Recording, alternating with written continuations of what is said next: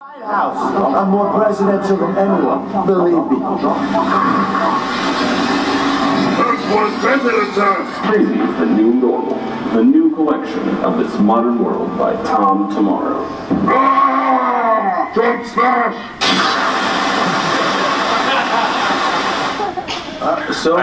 If I could jump in on that note, I think this would be a good moment to take our photo. Absolutely. Absolutely. So if you guys can don your Trump mask for us.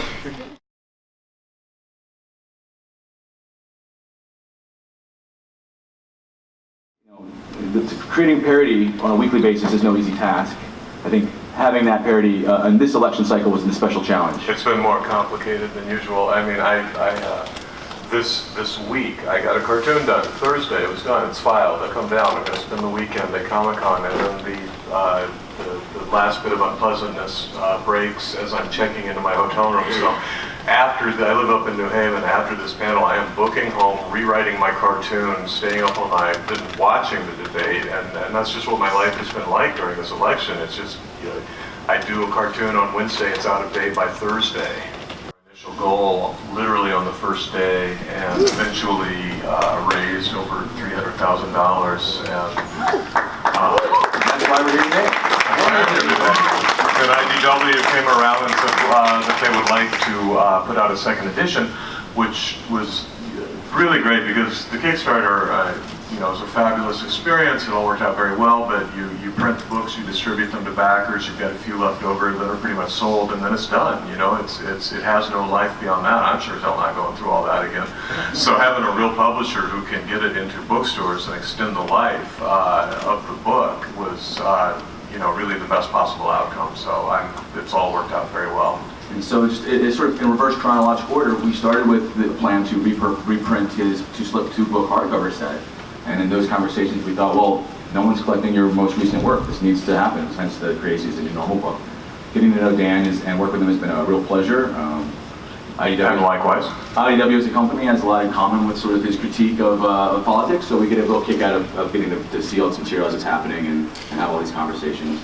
So that slide, however, is a misnomer. Yes. We've pushed it back so that we can, for various reasons, but one of them being we're adding some extra pages, and we thought we would run through the end of the election. But there have been some various delays, so I'm not sure we're looking at an April release. I think we're talking about an April release, and so ignore the coming in November, but you will all be notified of when this book is coming, and we're planning to have it at least for Comic-Con next year, and we'll do some special stuff around that. So we got the Crazy book special for New York, we'll do something for San Diego. Maybe we'll see some of you guys there. Something's coming in November, hopefully good news. Exactly. Something will be here in November. But as we wait for Tom to find out exactly what it is and put his spin on it, then we'll have the complete set for you in the spring. So let's move forward. Okay. Some other top shelf books just to highlight here.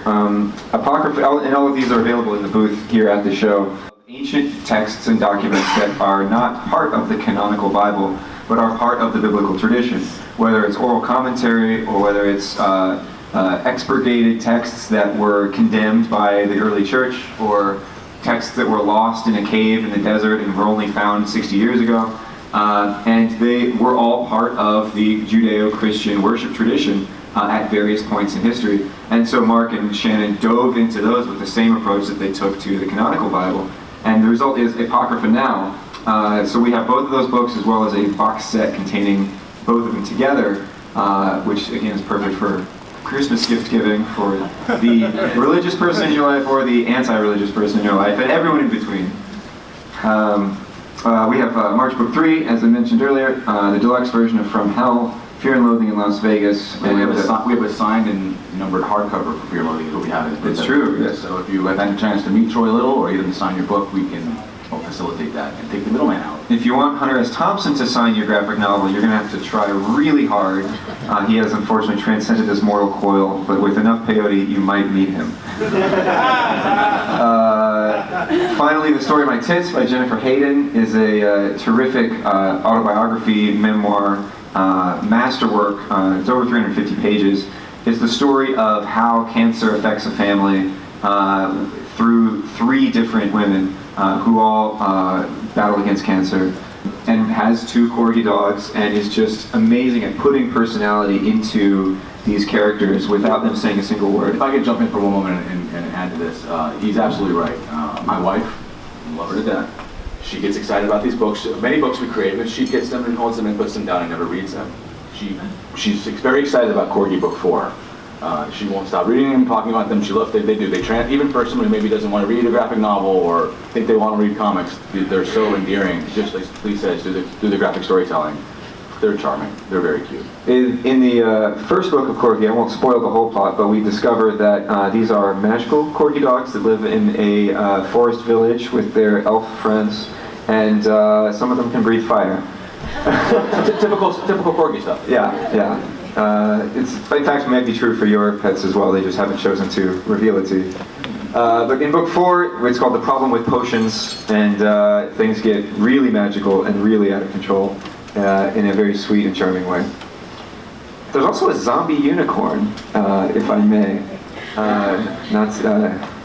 I won't show the zombie unicorn because it's truly spectacular, but it's waiting for you in Corgi Book 4. All right, which brings us to our other guest on stage today, Nicolas Otero, who made the journey all the way from France to join us. And he's promoting a book that we've seen quite a bit of interest in, I think primarily because it's a beautiful cover that he and his wife created for the book. But, Kurt Cobain is a pretty well-known guy, go figure, beyond just maybe people that like read graphic novels and comic books in the show. And what we've done here is Nicolas has adapted a book from France. Want to tell them the title? Since I will slaughter it. Le roman de Boda. Story of Boda. The story of Boda. And as we say here in our text, Kurt Cobain in his life actually had an imaginary friend, and his imaginary friend's name was Boda. And at the end of his life, when he wrote his suicide note before he ended his life, he wrote his suicide note to Boda. And so the book basically presupposes to tell the story of the relationship between Kurt Cobain and his imaginary friend. And I think what caught me off guard about this book and has proven to be sort of powerful to people is the portrait it paints of the empty spaces between the person we knew as a public figure and this obviously very tortured individual who died alone in his home of his own volition. That's a real disconnect there for I think a lot of us that were the ones that helped put him in that place to begin with. And in a very fictitious and completely creative way, we explore, I think, with the idea of a tortured psyche. And I'd like to have Nicolas tell us any more that he can reveal about working on this book and things you may have experienced. Your experience here at Comic-Con, anything. So first of all, for apologize for my bad English. I try to do my best to speak as better as you do very good. Yes, don't worry. I'm a little bit tired today. It's my first time in US, my first time in New York, first time in Comic-Con, so I'm really glad to speak today. But It's a very relaxing first time. Absolutely. He's also recovering from some minor surgeries a few weeks ago. So he's just got the full gamut of the worst way to experience Comic-Con. So he's a real trooper, that's for sure. I will sleep for a week after that. So yes, I was 16 when his music arrived in France and in Europe, and I got long hair. I know it's hard to imagine now, but it was true. And it was really like a wave coming in France and in Europe. It was musical desert for us at this time. I was a teenager. I was angry. I feel free. I feel like everything was possible. And when it came in Europe, it was really strong. I saw them live in Paris in 1992. 1 week before I saw Pearl Jam, the same way. It was just before my graduation. I get my diploma, but really tired, really. And it was a great souvenir for me. And when the book, The Story of Boda, was released in France last 2 years, I made a strange dream just before. I lived some hard experience. My cousin and a good friend of mine committed suicide at 2 months, so it was really hard for me. I didn't know how to feel like with this horrible stuff. And I made a strange dream that was really peaceful, really beautiful, sweet colors. but it ended really claustrophobic. I was in a closet. I was bad, and I tried to open this door, and I saw blonde hair with a lot of blood, and it wakes me.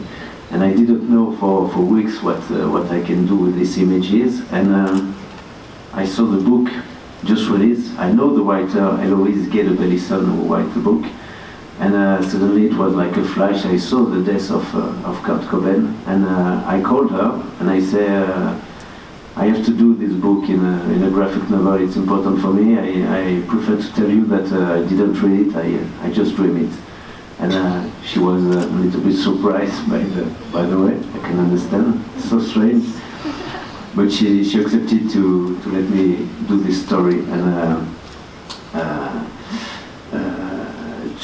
to acts, the narrative acts by the eyes of Buddha, this imaginary friend. I find it really interesting to go in an intimate way, an organic vision of this guy is, as Justin said, he was a world star, but he was also like a child. You know, when you keep your imaginary friend all your life, you're just a child. You refuse to grow and stuff like that. And for me, it was really interesting to tell the story by this way.